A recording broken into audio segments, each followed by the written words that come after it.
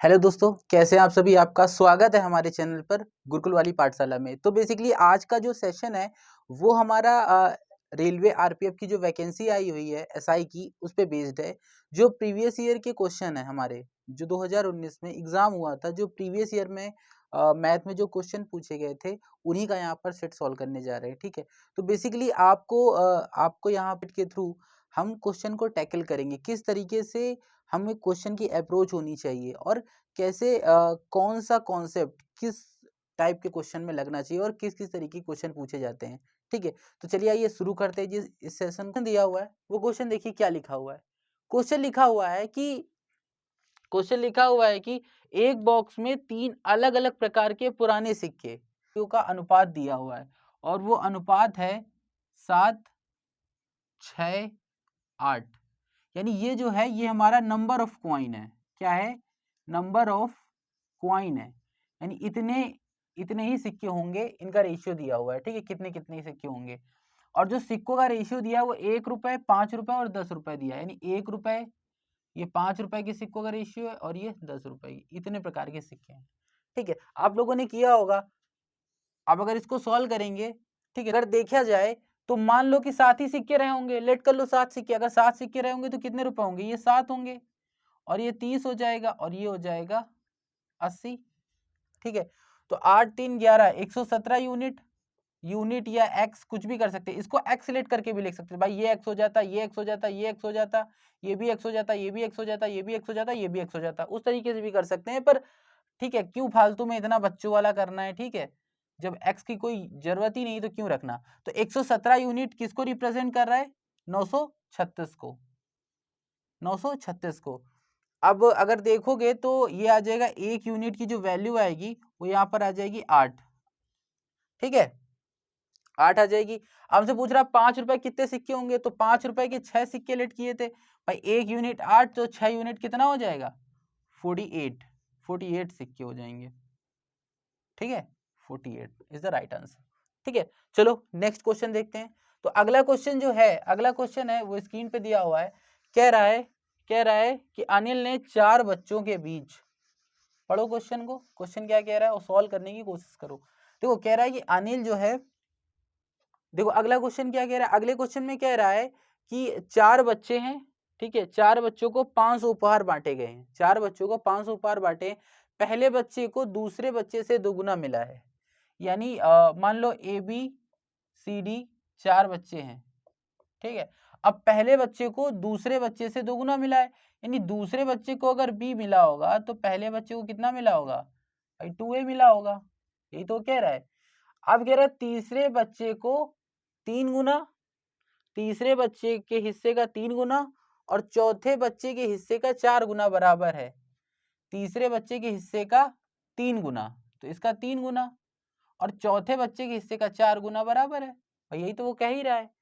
ठीक है, अब अगर ध्यान से देखें तो इन सबका रेशियो ले सकते हैं।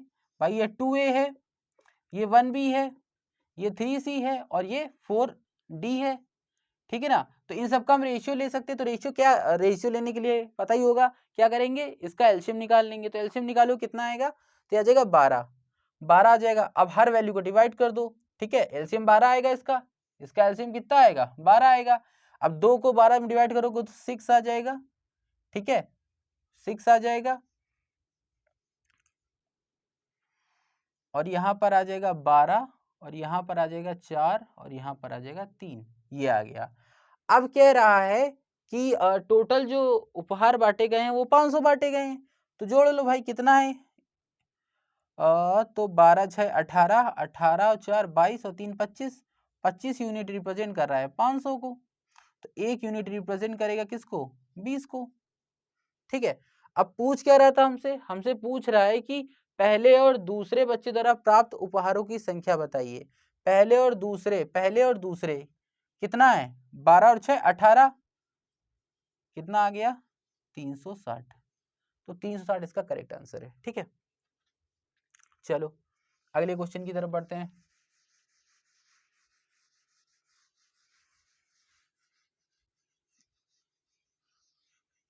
86 रुपए में, 1386 रुपए में कुछ बेच रहा है, तो यानी बेच रहा है तो ये एसपी होगा। ठीक है, कह रहा है कि 12.5% का लाभ कमाता है। तो इसकी फ्रैक्शन क्या होती है? इसकी फ्रैक्शन होती है 1/8। ठीक है, अब अगर 8 रुपए उसका कॉस्ट प्राइस है, 8 रुपए उसका कॉस्ट प्राइस है भाई, नीचे वाली वैल्यू सीपी को रिप्रेजेंट करती है। 1 रुपए का प्रॉफिट, तो कितने में बेच रहा होगा? 9 में। 9 यूनिट किसको रिप्रेजेंट कर रही है? वो कर रही है 1386 रुपए में। 9 एकम 9, 9 एकम 9, 9 4 13, 9 बना 45, 3 9 चौको 36 यानी 54। उसका सीपी निकल के आएगा 8 चौक 32 की 3 8 45, 3 43 की 4 8 एकम 4 12। तो ये 1232 रुपए उसका क्या निकल के आएगा? सीपी। ठीक है, तो ये हुआ इसका आंसर। चलो अगले क्वेश्चन की तरफ बढ़ते हैं। ठीक है, लेकिन ये नहीं कह रहा है, क्वेश्चन में कह रहा है कि क्रय मूल्य का आधा हो। ये तो क्रय मूल्य निकल आया, इसका आधा, तो इसका आधा कितना निकलेगा? 2 छंग 12। ठीक है, 2 एकम 2, 2 छंग 12 यानी 616 रुपए। ठीक है, चलो नेक्स्ट क्वेश्चन की तरफ बढ़ते हैं। देखो अगला क्वेश्चन क्या कह रहा है? कह रहा है कि वर्ग का संपूर्ण क्षेत्रफल, शीशे का वर्ग का, मतलब कोई शीशा दिया हुआ है। ठीक है, ठीक है, और जो शीशा है वो वर्गाकार है, मतलब मान लो ये इस तरीके का कोई शीशा है वर्गाकार। ठीक है, वर्गाकार का मतलब इसकी चारों साइड समान होंगी। और इसका एरिया कितना होता है? क्या होता है? एरिया ऑफ, ठीक है, स्क्वायर क्या होता है इसका? ये होता है ए स्क्वायर। ठीक है, अब हमें एरिया ऑफ स्क्वायर क्या दिया हुआ है? क्षेत्रफल कितना दिया हुआ है? ये दिया हुआ है 729। ये हो जाएगा ए स्क्वायर के, तो ए की वैल्यू कितनी निकल के आएगी? किसका क्यूब होता है? सॉरी, किसका स्क्वायर होता है? 729। 729 होता है 27 का, यानी इसकी जो साइड निकल के आएगी वो 27। आप कह रहे हैं इसको एक मेज में रखा गया है, इसको एक मेज के ऊपर रखा गया है। ठीक है, तो भाई मेज ऐसी ही तो होगी, मेज इसी तरह की तो होगी। ठीक है, और फिर ये भी कह रहा है क्वेश्चन में ये भी कह रहा है कि मेज और कांच के टुकड़े के बीच की जो चौड़ाई है वो 9 सेंटीमीटर है, यानी ये जो है ये 9 है, ये जो है ये 9 सेंटीमीटर है। तो हमसे पूछ रहा है कि मेज की लंबाई बताइए। मेज की लंबाई, तो देखो मेज की लंबाई तो यही होगी ना, लेंथ तो यही होती है, ये तो विड्थ होती है, ये तो विड्थ होती है। ठीक है, चौड़ाई होती है, तो लेंथ यही होती है। ए की वैल्यू कितनी है? 27, यानी कि 27 भाई इसको ऐड कर दें और इसको ऐड कर दें और इसको ऐड कर दें, यानी कि 9 और 9 18, तो यानी कितना आ जाएगा? 8 7 15 यानी 45, यानी कि 45 सेंटीमीटर उस जो मेज है उसकी लंबाई होगी। ठीक है, 45 सेंटीमीटर उस मेज की लंबाई होगी। ठीक, चलो अगले क्वेश्चन की तरफ बढ़ते हैं। देखो अगला क्वेश्चन क्या कह रहा है? अगला क्वेश्चन ये कह रहा है, अगला क्वेश्चन ये कह रहा है कि दो समान राशि पर 2 वर्षों में प्राप्त चक्रवृद्धि ब्याज और साधारण ब्याज की जो राशियों में अंतर है वो 44 रुपए है। यानी यहाँ पर CI और SI का डिफरेंस दिया हुआ है 44, और हमसे पूछ रहा है कि जो राशि है यानी जो प्रिंसिपल है वो कितना होगा अगर जो रेट ऑफ इंटरेस्ट है वो 4% है। अब 4% की अगर हम फ्रैक्शन देखेंगे तो 1/25 होगा, जाहिर सी बात है। और ट्री मेथड आप सभी ने पढ़ा ही होगा, ट्री मेथड लगा तो क्या होता है भाई? टाइम 2 साल दिया हुआ है, जब 2 साल दिया होगा तो नीचे वाली वैल्यू का स्क्वायर करेंगे और उसको मान लेंगे प्रिंसिपल। मान लो ये प्रिंसिपल है, तो पहले साल जो फर्स्ट ईयर लगेगा हमारा इंटरेस्ट, वो तो खाली प्रिंसिपल पे ही लगेगा। तो 4% इसका कितना होगा? ये होगा 25 रुपए, 4%। ठीक है, 25 होगा।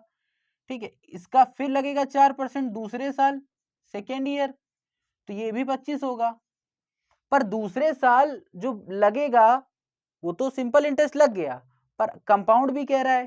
ठीक है, दोनों का अंतर, अगर दूसरे साल का कंपाउंड देखोगे तो इस पे भी लगेगा फर्स्ट ईयर का जो इंटरेस्ट है, तो इसका 4% निकालोगे तो 1 लगेगा।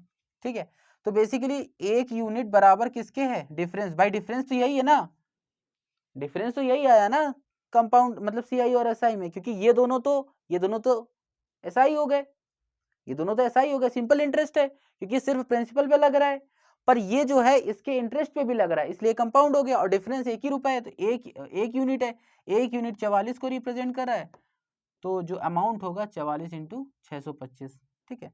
तो यानी 4 पंचे 20 की 2, 4 दूनी 8, 2 10 की 1, 4 सिंह 24 1 25, यहाँ भी आ जाएगा 2500 00572, यानी जो अमाउंट आएगा वो 27,500 आएगा, ठीक है, नोट कर लो। कह रहा है कि एक व्यक्ति है साइकिल से, वो यहाँ से मान लो यहाँ ट्रेवल कर रहा है और जो स्पीड है उसकी वो 36 किलोमीटर पर आवर है। अगर वो इस स्पीड से चलेगा, अगर वो इस स्पीड से चलेगा तो 7 मिनट वो देरी से पहुंच रहा है, 7 मिनट वो देरी से पहुंच रहा है। अगर वो 44 किलोमीटर पर आवर की स्पीड पकड़ ले बंदा, तो उस जो है वो क्या करेगा, 5 मिनट पहले पहुंच जाएगा। भाई जितना समय जाना होगा 5 मिनट पहले पहुंच जाएगा। तो देखो इसमें एक ट्रिक होती है, अगर पहले जल्दी फिर देर, मतलब पहले वो देरी से पहुंच रहा है फिर जल्दी पहुंच रहा है, तो टाइम जो है वो ऐड हो जाता है, ठीक है। जो टाइम लेते हैं वो हम लोग एडिशन में लेते हैं।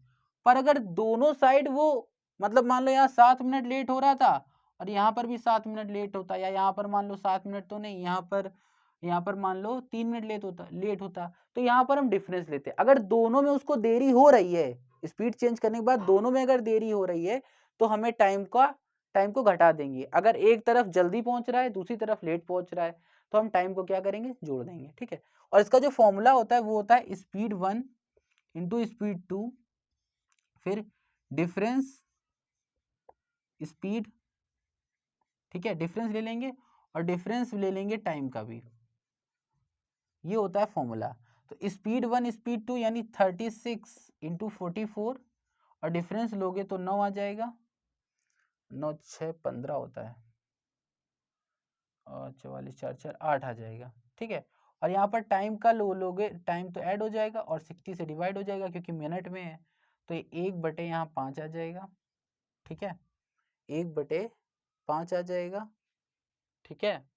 और सॉरी ये स्पीड 45 दी हुई ना बेटा, ये 45 दी हुई है, तो यहाँ पर आ जाएगा 9, तो 9 एकम 9, 9 चौक 36, ठीक है।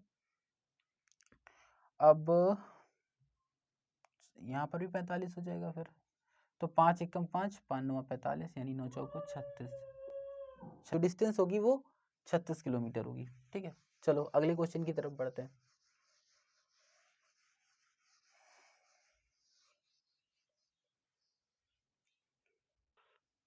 देखो अगला क्वेश्चन कह रहा है कि स्टेशन मास्टर निर्णय लेता है कि जो उसका कोई डिजिटल बोर्ड होगा उसकी वो क्या बढ़ा रहा है, उसकी वो चौड़ाई बढ़ा रहा है, ठीक है, उसकी जो है चौड़ाई घटा रहा है और लंबाई बढ़ा रहा है, मतलब 6% उसकी लंबाई बढ़ा रहा है, ठीक है, और उसकी जो चौड़ाई है, ठीक है, यानी ब्रीथ है जो, वो क्या कर रहा है, घटा रहा है 6%, ठीक है।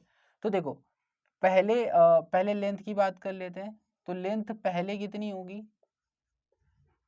भाई, 6% होता है 3/50, यानी पहले उसकी 50 होगी, ठीक है, तो बाद में कितनी हो जाएगी, आफ्टर 53 हो जाएगी, ठीक है। और अगर ये घटा रहा है, ये घटा रहा है, तो पहले उसकी 50 होगी, अब कितनी हो जाएगी, 47 हो जाएगी, ठीक है। अब हमसे पूछ रहा है कि क्षेत्रफल में परिवर्तन कितना होगा। अब अगर क्षेत्रफल निकालोगे, लंबाई और चौड़ाई अगर हम देखें, क्षेत्रफल निकाले तो क्या, आयत का, रेक्टेंगल का, तो ये होता है 2500, लेंथ इंटू ब्रेथ, ये आ जाएगा 2500 पहले, और अब 47 हो गई है, ठीक है, तो गुणा करा लो इनका, 47 और 53 का,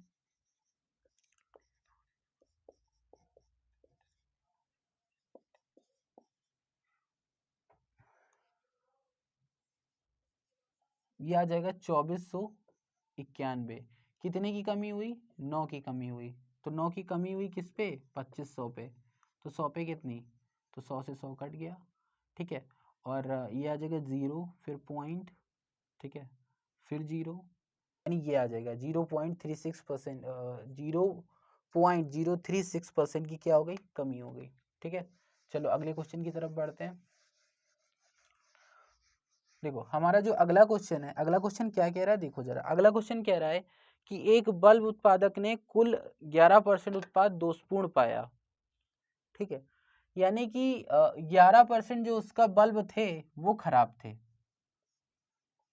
11% की फ्रैक्शन अगर करेंगे तो 11/100 होगी, ये टोटल को रिप्रेजेंट करता है, यानी टोटल अगर उसके जो बल्ब अगर 100 बने होंगे तो उसमें खराब कितने होंगे? 11 बल्ब उसके क्या होंगे? खराब होंगे। क्या होंगे? खराब होंगे। ठीक है, फॉल्ट होंगे। ठीक है, 11 गैर दोषपूर्ण का मतलब क्या है कि जो जिसमें दोष नहीं है, यानी जो सही है। तो जब 100 बने और उसमें 11 गलत निकल गए तो सही कितने बचे? 89। 89 तो बल्ब सही बचे होंगे, और ये रिप्रेजेंट कर रहा है 5607 को। इसको कैंसिल कर लो तो 89 89 छक्का ये आ जाएगा 63। तो एक यूनिट 63 को रिप्रेजेंट कर रही है, तो 100 यूनिट 6300, यानी 6300 बल्ब उसने बनाए होंगे टोटल। ठीक है, चलो अगले क्वेश्चन की तरफ बढ़ते हैं।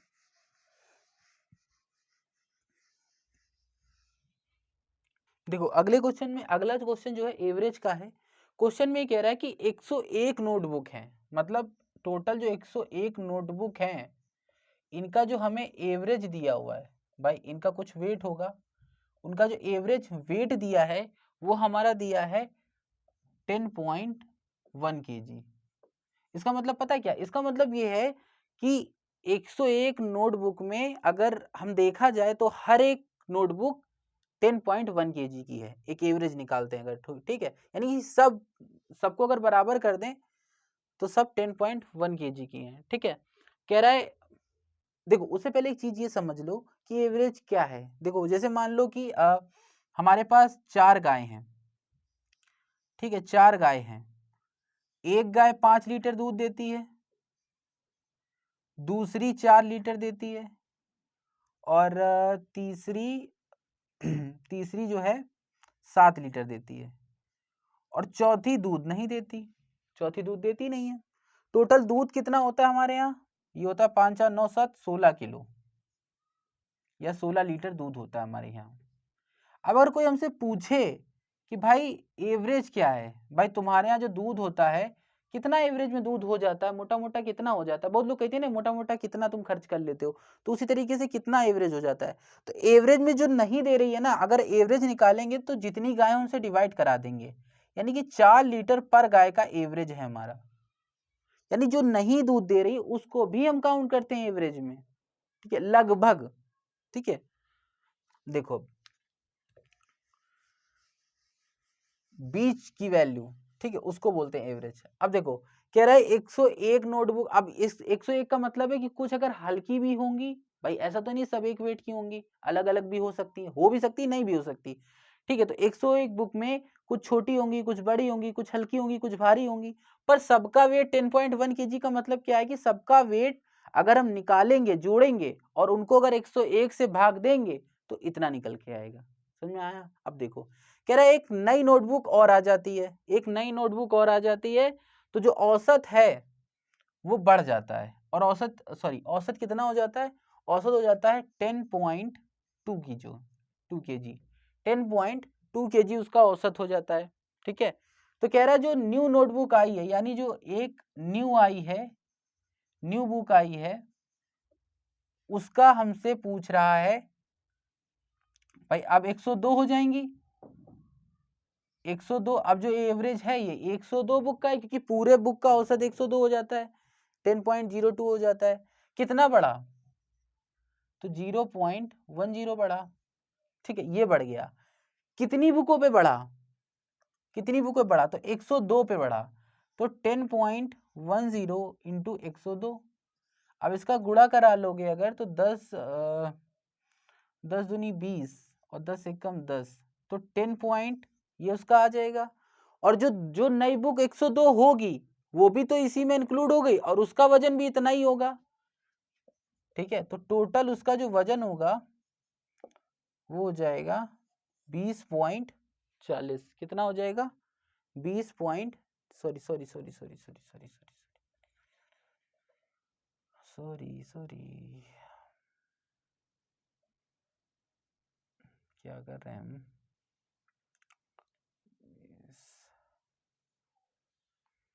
काट देना।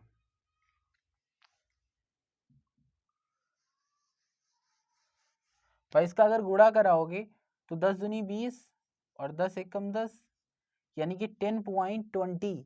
जो वेट जो बढ़ा होगा यानी उसका इतना वेट ज्यादा होगा, जो नॉर्मल से इतना वेट ज्यादा होगा उसका, जो नई बुक आई है, तो इतना वेट जो पहले वाला वेट है वो भी इंक्लूड हो जाएगा इसमें, क्योंकि ये तो ज्यादा हुआ, तो यानी ये उसका 20.30 उसका नोटबुक का वेट होगा। ठीक है, चलो अगले क्वेश्चन की तरफ बढ़ते हैं।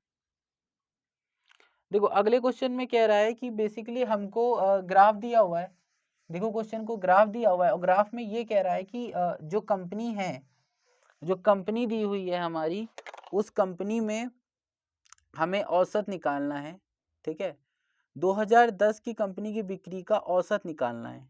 ठीक है, तो 2010 में जो बिक्री हुई, 2010 में जो बिक्री हुई कितनी कितनी हुई, एक तो 61 हुई, ठीक है, दूसरी कितनी हुई 89 हुई, तीसरी कितनी हुई 71 हुई, चौथी कितनी हुई, चौथी हमारी 53 हुई, फिर हमारी हुई 91।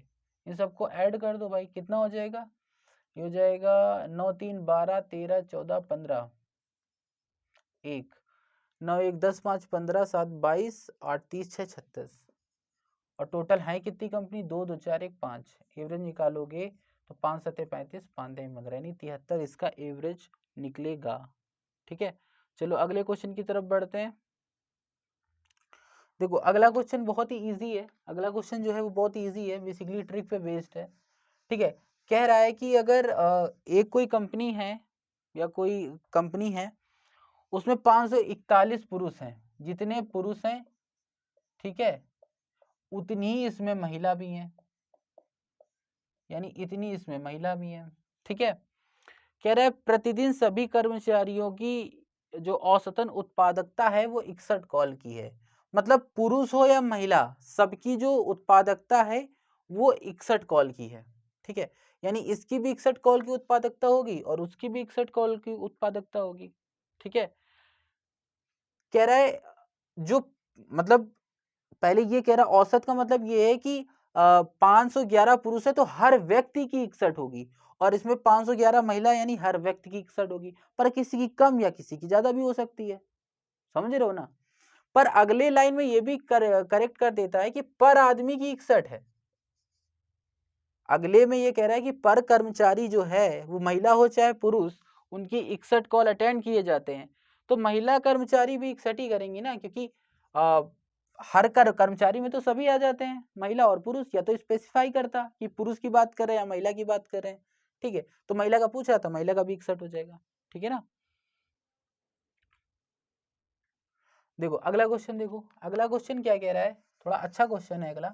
कह रहा है एक समबाहु त्रिभुज है, आप लोग जानते हैं कि समबाहु त्रिभुज क्या होता है। तो बेसिकली समबाहु त्रिभुज में जो हमारी 3 भुजाएं होती है त्रिभुज की, वो इक्वल होती हैं। मतलब ये भी ए होगी, समबाहु मतलब सारी उसकी भुजाएं जो हैं समान होगी, ये हमारी समबाहु त्रिभुज हो गई। ठीक है, अब कह रहा है कि जो 24 किलोमीटर 36 किलोमीटर 27 किलोमीटर यात्रा से गति कर रहा है वो। ठीक है, अब मान लो डिस्टेंस यहाँ से यहाँ जा रहा है, यहाँ से यहाँ जा रहा है और यहाँ से यहाँ जा रहा है। ठीक है, डिस्टेंस तो हर जगह की समान ही होगी, तो डिस्टेंस मान लो x है भाई, ये भी x, ये भी x और ये भी x, और स्पीड जो उसकी दी हुई है 24 36 और 72 दी हुई है, और हमने डिस्टेंस जो लेट की है वो x किलोमीटर की है। अब एवरेज स्पीड पूछ रहा है, तो आपको एवरेज स्पीड का फॉर्मूला तो पता होगा कि एवरेज स्पीड बराबर होता क्या है। तो एवरेज स्पीड बराबर होता है कुल चली गई दूरी, यानी टोटल डिस्टेंस बटे total time, total taken time, मतलब उतनी जो टोटल दूरी चली गई उसमें कितना टाइम लगा। तो बेसिकली डिस्टेंस तो हमारे पास पता है कितनी है भाई, 3x है। डिस्टेंस तो पता है, टाइम नहीं पता, टाइम निकाल लो भाई। अगर टाइम इसका टाइम निकालोगे, इसकी स्पीड मान लो 24 है, टाइम निकालोगे तो टाइम बराबर क्या होता है, टाइम बराबर होता है डिस्टेंस अपॉन स्पीड। तो डिस्टेंस x है, स्पीड 24 है, ये पहला हो गया। दूसरे का अगर टाइम 2 निकालोगे तो ये x बटे 36, ऐसे तीसरे का निकालोगे तो x बटे 72। ठीक है, अब टोटल टाइम कह रहा है तो तीनों को ऐड कर दो, तीनों को जब ऐड करोगे तो 72 तो एलसीएम हो जाएगा, 24 तेई 72 3x, 36 दूनी 72 2x, और ये x, यानी 3 2 5 और 1 6, यानी 6x बटे 72। अब ये भी कट रहा है, x बटे 12, यानी जो टाइम आया हमारा, जो टाइम आया वो x बटे 12 आ गया। तो टाइम रख दो x बटे 12। अब ये 12 ऊपर चला जाएगा, ठीक है, 12 जो है ऊपर चला जाएगा, तो हो जाएगा 3x इंटू 12 बटे x, x कट जाएगा, आंसर आ जाएगा 36 किलोमीटर पर आवर। ये उसकी आ गई एवरेज स्पीड, ठीक है। तो बेसिकली कुछ खास नहीं था क्वेश्चन में, बस ये था कि थोड़ा ट्रिकी था, समझनी थी चीजें, ठीक है। चलो अगले क्वेश्चन की तरफ बढ़ते हैं। अगला क्वेश्चन देखो क्या कह रहा है। देखो इसको एक तरीके से और निकाल सकते थे, ठीक है, एक तरीका इसका और है, इजी है, ठीक है, वो अभी लास्ट में बताएंगे हम। देखो अगला देखो क्वेश्चन, देखो अगले क्वेश्चन में ये कह रहा है कि सैंडी अपने वेतन का 13% दृष्टिहीन लोगों के लिए। देखो इसमें एक ट्रिक होती है, मतलब एक चीज है, जब कहे कि 13% खर्च कर रहा है, फिर 14%, फिर 15%, पर अपने वेतन का नहीं कह रहा है। भाई वेतन का 13%, वेतन का 14%, वेतन का 15%, जब ऐसे कहे तो सबको ऐड करा लो। पर कभी कभी वो कहता है कि वेतन का 13% खर्च किया, फिर बचे हुए रुपए का वो 14%, बचे हुए रुपए का वो 15%, जब ऐसे कहता है तो उसमें चीजें बदल जाती हैं। ये बात ध्यान रखना, ठीक है, दोनों को एक ही मेथड से मत लगा देना। अब इसमें कह रहा है कि दृष्टिहीन लोगों पर वो 13% खर्च कर रहा है, ठीक है, और 12% अनाथालय में, और 14% वो कहाँ खर्च कर रहा है, 14% वो खर्च कर रहा है हमारा शारीरिक रूप से जो विकलांग है, ठीक है, और वेतन का 16% वो चिकित्सा सहायता को खर्च कर रहा है। तो खर्च वो कितना कर दे रहा है, देखो 3 2 5 4 9 6 15 की 1 3 2 5, यानी 55% वो खर्च कर दे रहा है। अब अगर 55% वो खर्च कर दे रहा है तो 55% की फ्रैक्शन होती है 11/20, यही होती है ना, यही होती है। अब अगर उसकी इनकम 20 है, वो 11 खर्च कर रहा है, तो बचा कितना रहा होगा भाई, 9 यूनिट बचा रहा होगा। लेकिन क्वेश्चन में कह रहा है कि इतना खर्च करने के बाद उसके बाद जो बचता है वो बचता है 24,345, 24,345। तो 9 एकम 9, और ये आ जाएगा 9 दूनी 18, 18 और 6 963, 0 9 पना 45। तो 1 यूनिट की वैल्यू ये आई, तो 20 यूनिट की वैल्यू क्या हो जाएगी, गुणा करा दो, तो 54,100 रुपए उसकी क्या होगी, इनकम होगी टोटल। पर क्वेश्चन में ये नहीं कह रहा है कि इनकम कितनी है, क्वेश्चन में ये कह रहा है कि वो अनाथालय में कितनी राशि दान करता है, अनाथालय में कितनी राशि दान करता है, तो 12% दान करता है, यानी 12 यूनिट दान करता है, तो 1 यूनिट 2705, तो 12 यूनिट गुणा करा दो, 12 पंचे 60, 12 सत्ते 84, 8 12 दूनी 24, और 4 12 32, यानी 32,460 रुपए वो खर्च करता है किस पे, अनाथालय पे, ठीक है। आगे देखो,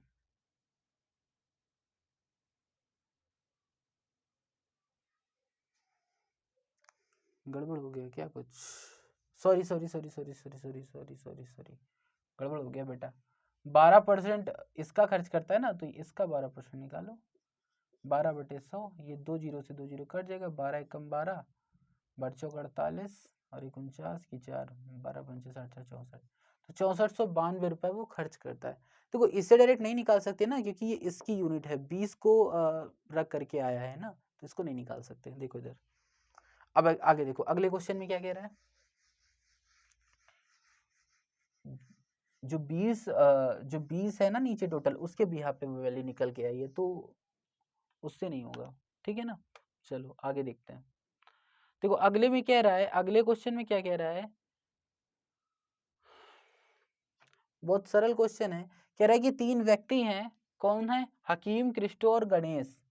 हकीम है, क्रिस्टो है, और गणेश है। इनके जो वेतन का रेशियो है, इनकी जो सैलरी मिलती है उसका रेशियो 3:5:7 है। कह रहा है कि गणेश को हकीम से 524 रुपए ज्यादा मिल रहे हैं। गणेश को हकीम से 524 रुपए ज्यादा मिल रहे हैं, तो 4 यूनिट 524 को रिप्रेजेंट कर रही है, तो 1 यूनिट या 1 एक्स किसको रिप्रेजेंट करेगा? 4 एकम 4, 4 3 12, इसको रिप्रेजेंट कर रहा है। अब हमसे पूछ रहा है, क्या पूछ रहा है? पूछ रहा है क्रिस्टो का वेतन कितना है, तो क्रिस्टो का वेतन होगा 5 तिहाई 15, 655 रुपए। ठीक है, नोट कर लो।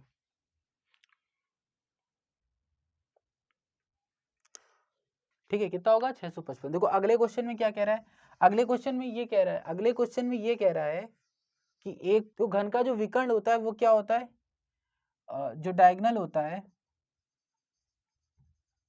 डायगोनल होता है, ठीक है, डायगोनल ऑफ क्यूब वो होता है √3a, और डायगोनल दिया कितना हुआ है? 11√3, तो 11√3 बराबर √3a, तो जो आएगी a की वैल्यू वो कितनी आ जाएगी? वो आ जाएगी 11। ठीक है, तो जो डायगोनल आ गया क्यूब का वो 11 आ गया। अब वॉल्यूम क्या होता है? a क्यूब, तो देखो volume of cube, volume of cube ये हो जाएगा 1331, बराबर होगा किसके? अब देखो क्वेश्चन में ये कह रहा है कि घनाभ की लंबाई घन की भुजा के बराबर है। भाई पिघला के बना रहे हैं ना, तो जितना वॉल्यूम क्यूब का होगा उतना ही वॉल्यूम उसका भी होगा, किसका? घनाभ का। ठीक है, क्यूबाइट का भी उतना ही वॉल्यूम होगा जितना क्यूब का होगा, तो क्यूब का वॉल्यूम तो निकल आया। अब क्यूबाइट का वॉल्यूम निकलवाएंगे तो क्यूबाइट का वॉल्यूम का फॉर्मूला क्या होता है भाई? ये होता है L into B into H. तो L तो हमें पता नहीं है, L तो हमें पता नहीं है, पर कह रहा है कि जो घन की भुजा है वही क्यूबाइट की लंबाई है, तो घन की भुजा 11 है तो क्यूबाइट की लंबाई भी 11 हो जाएगी। ठीक है, फिर कह रहा है कि जो जो उसकी जो उसकी लंबाई है वो भुजा के बराबर हो गई। ठीक है, और चौड़ाई दी है 5.5, तो ऊंचाई हमसे पूछ रहा है, हाइट हमसे पूछ रहा है, तो 11 से काटोगे तो यहाँ 121 आएगा, ये 55/10 हो जाएगा, 11 × 55 और यहाँ भी 11 आ जाएगा। ठीक है, ये आ जाएगा, हाइट आ जाएगी इसकी 22। ठीक है, हाइट कितनी आ जाएगी? 22 सेंटीमीटर। ठीक है, अगला क्वेश्चन देखो। देखो अगला क्वेश्चन, आप लोग हाई स्कूल में थे, इंटर में थे, तो आप लोग बेसिकली मार्क्स तो परसेंटेज में निकाल ही लेते होंगे, उसी के ऊपर बेस्ड है। देखो इसमें जो है ना एग्जाम, जो ये रेलवे का है, बहुत पिछले साल जो मतलब 2019 में जो पूछे गए क्वेश्चन उसका लेवल लो है, पर इस बार इतना लो लेवल नहीं आएगा, पर इसी के आसपास रहेगा। ठीक है, चलो देखते हैं।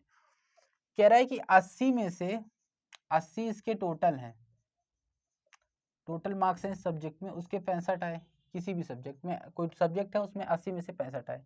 दूसरे सब्जेक्ट में से टोटल है 100, 100 में से उसके 89 आए।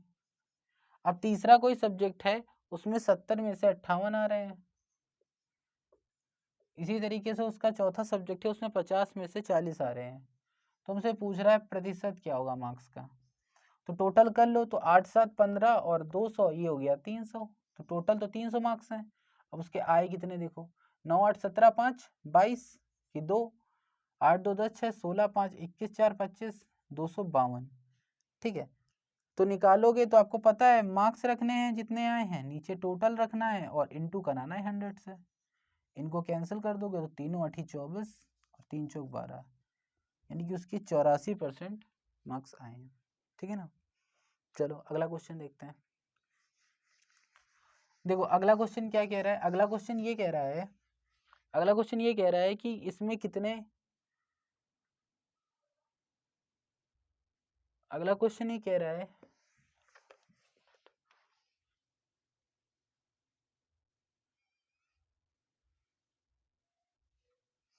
देखो अगला क्वेश्चन ये कह रहा है कि 142 फैक्टोरियल में कितने जीरो। देखो ये जो क्वेश्चन दिया हुआ है 142 फैक्टोरियल का, ये बहुत, अब मान लो आपसे पूछ ले कि 142 फैक्टोरियल में कितने जीरो आएंगे, क्वेश्चन भी यही कह रहा है, काट देना। तो ये जो 142 फैक्टोरियल का क्वेश्चन है इसमें कैसे करें, कुछ नहीं करना बेटा, 142 को 5 से डिवाइड कर दो, कितना आएगा, 5 दूनी 10 और 5 उठी 40। पॉइंट का मतलब मत रखो, पॉइंट के पहले जितना डिवाइड हो जाए पूरा पूरा। अब 28 जो बचा है रिमाइंडर उसको भी 5 से डिवाइड कर दो तो 5 25।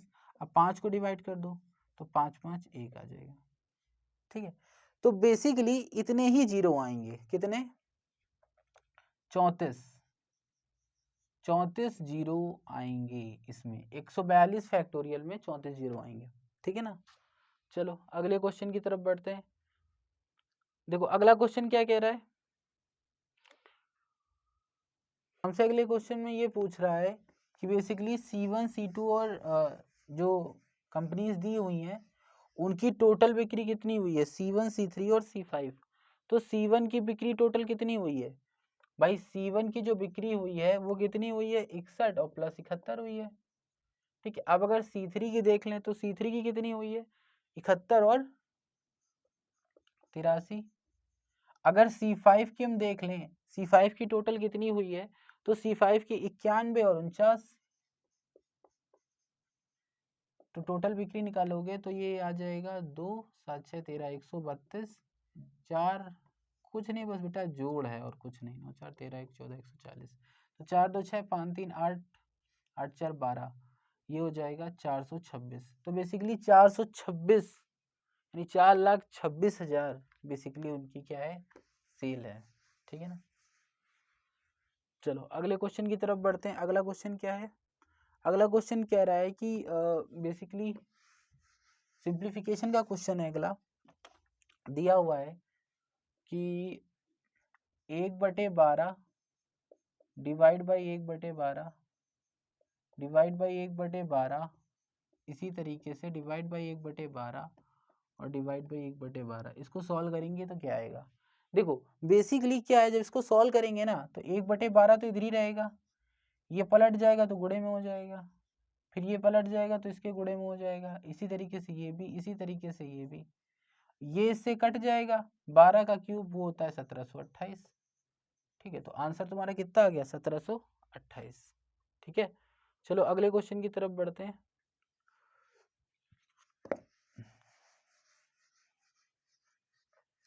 देखो अगला क्वेश्चन ये कह रहा है कि कोई संख्या 72 से जब भाग दी जाती है, विभाजित होती है तो शेषफल 8 बचता है। जब कोई संख्या 72 से विभाजित होती है तो शेषफल 8 बचता है। मान लो कोई संख्या है, ठीक है, उसको 72 से विभाजित कर रहे हैं, शेषफल कितना बच रहा है, रिमाइंडर 8 बच रहा है।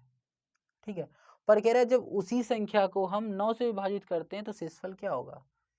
अब एक बात बताओ, पहले तो इससे ऑप्शन से देख लेते हैं। अगर हम यहाँ पर क्या रख लें, यहाँ पर अगर हम 80 रख लें तो 9 8 72, रिमाइंडर आ गया 8। ठीक है, और अगर इसको हम 9 से भाग दें, किसको, 80 को, 80 को अगर हम 9 से भाग दें तो 9 8 72, तब भी शेषफल 8 आया।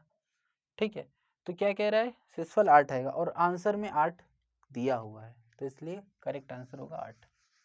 ठीक है, चलो अगले क्वेश्चन की तरफ बढ़ते हैं। अगला क्वेश्चन क्या कह रहा है, अगला क्वेश्चन कह रहा है एक कक्षा में उपस्थित छात्रों में 448 मोबाइलों को एक समान रूप से कितनी प्रकार से बांटा जा सकता है।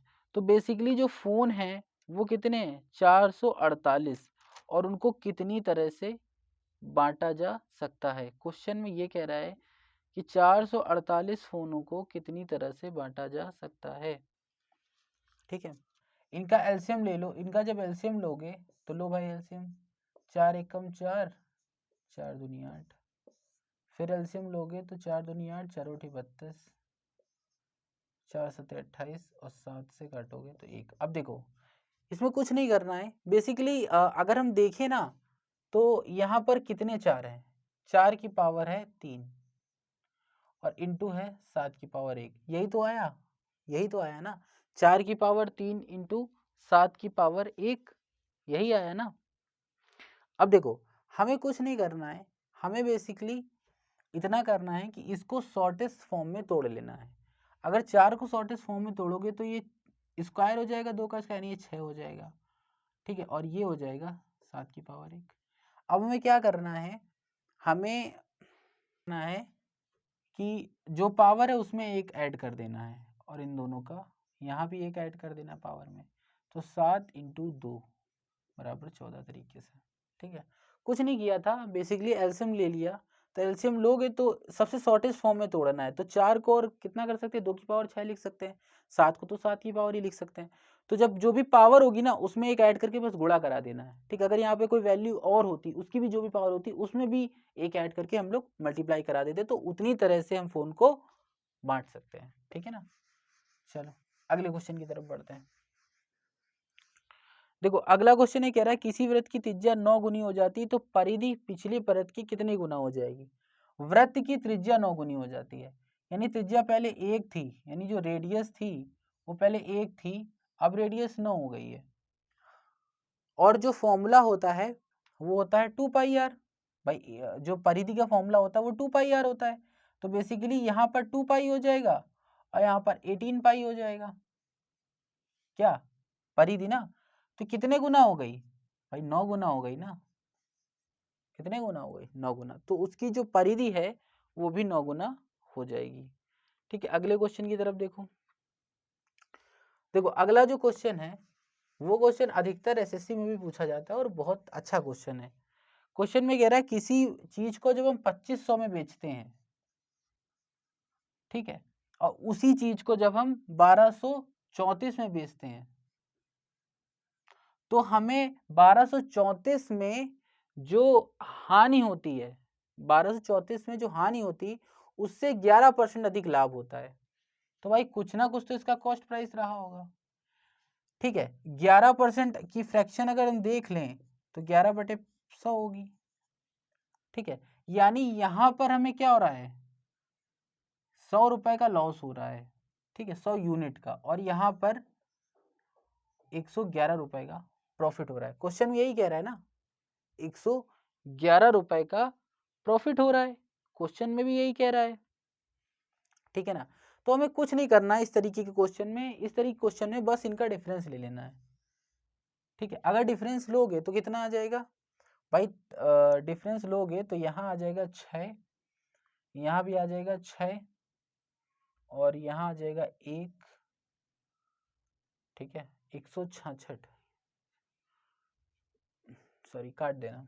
अगर डिफरेंस लोगे तो भाई ले लो डिफरेंस, तो यहाँ आ जाएगा 6, यहाँ आ जाएगा 6, और यहाँ पर आ जाएगा 2, यहाँ पर 1, यानी कि 1266।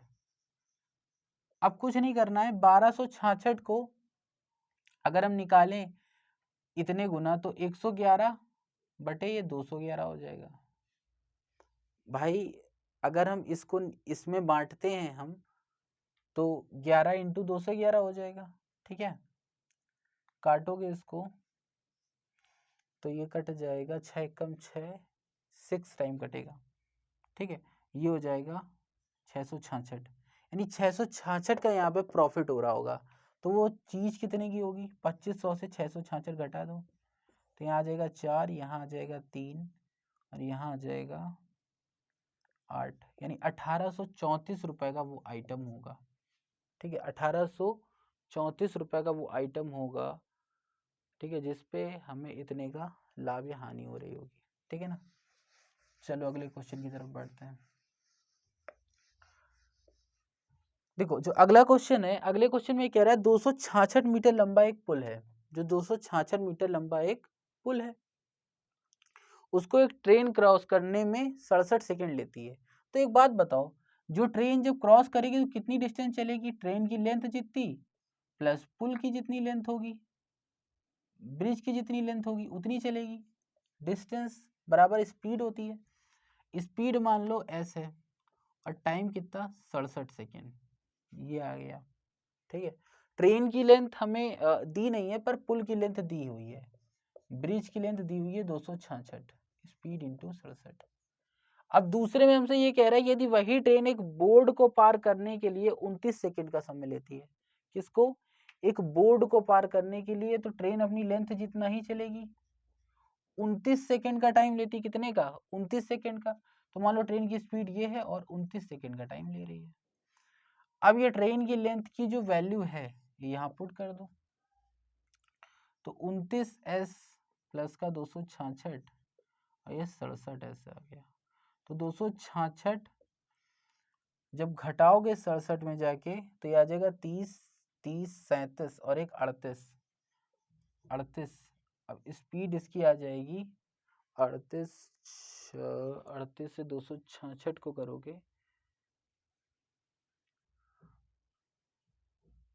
तो स्पीड जो इसकी आ जाएगी कितनी आ जाएगी, 6, 48, 9, 72, 7, 56, 5, 7, 21, 5, यानी जो स्पीड आ जाएगी वो 7 मीटर पर सेकेंड आएगी। अब स्पीड अगर 7 आ गई है तो ट्रेन की लेंथ इसमें रख दो, तो 29 इंटू 7, 7, 9, 63 की 6, 7, 2, 14, 26, यानी 203 ट्रेन की जो लंबाई होगी वो 203 मीटर होगी। ठीक है ना। चलो अगले क्वेश्चन की तरफ बढ़ते हैं। देखो अगला क्वेश्चन जो हमारा है वो ये कह रहा है कि एक दुकानदार वस्तु के क्रय मूल्य में 36% की बढ़ोतरी करता है। ठीक है, क्रय मूल्य में 36% की बढ़ोतरी करता है वो। ठीक है, ठीक है, देखो 36% की बढ़ोतरी कर रहा है तो सीपी जो भी होगा, ठीक है, और जो भी एसपी होगा उस पर 36% की बढ़ोतरी कर रहा होगा।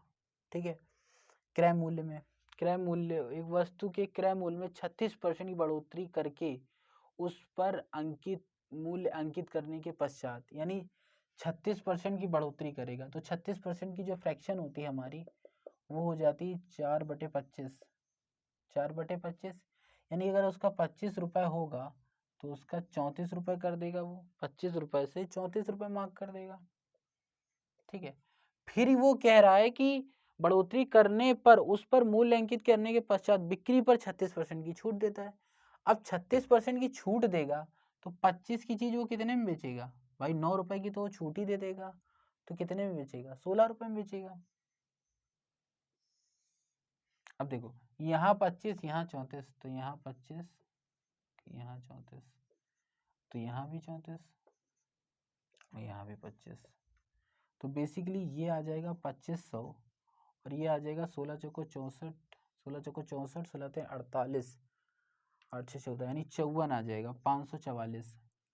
इसको करोगी, सॉरी इसको करोगे तो 5 चौको 20 की 2, 25 चौको 100, 25 चौको 100, 10, 25, 75, 10, 85, 850। तो बेसिकली गड़बड़ हो गया क्या, 16 चौको 64 की 6, 48, सॉरी यहाँ पर तो 625 आएगा ना।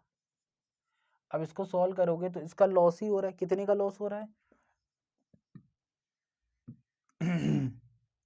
तो 50, 6, 56, 56 का इधर लॉस हो रहा है, 25 का इधर, 81 रुपए का लॉस हो रहा है उसको 625 पे, तो 100 पे कितना, तो निकाल लो, 25 चौको 100, यहाँ आ जाएगा 25, 4 चौरोठी 32, डिवाइड करोगे तो 25 एकम 25, ये आ जाएगा 7, तो 25 दूनी 50, यानी 12.25 और 6, यानी 12.96% उसको लॉस हो रहा होगा।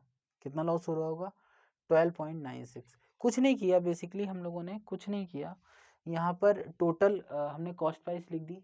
ठीक है, 25 बढ़ा रहा था तो 25 से 34 हो जाएगी, और यहाँ पर फिर छूट दे रहा था, छूट हमेशा मार्क प्राइस पे मिलती है, तो 25 पे छूट देगा 9 की तो 16 हो जाएगा। सबको बराबर कर दिया, रेशियो निकाल लिया और आके सॉल्व कर लिया। ठीक है ना। चलो अगले क्वेश्चन की तरफ बढ़ते हैं। देखो अगला क्वेश्चन हमारा क्या कह रहा है वो देखते हैं।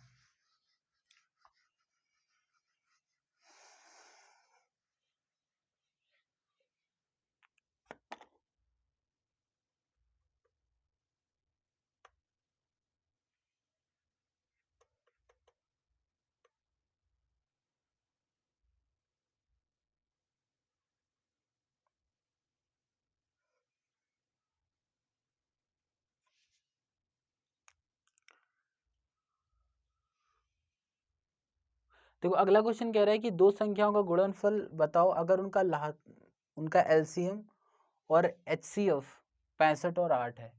तो 65 और 8 उनका एलसीएम और एचसीएफ है, तो हमें पता है कि दो संख्याओं का गुणनफल पूछ रहा है, तो मान लो दोनों संख्या ए और बी होंगी। इनका फॉर्मूला होता है A into B LCM A into B LCM into HCF, ये फॉर्मूला होता है। तो एलसीएम 65 और वो 8, तो संख्या क्या होगी?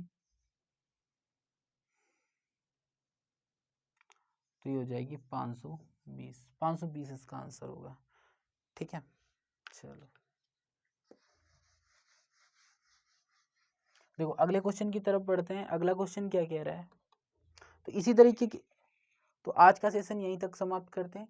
जिन बच्चों को इसी तरीके के प्रीवियस ईयर के सॉल्व पेपर चाहिए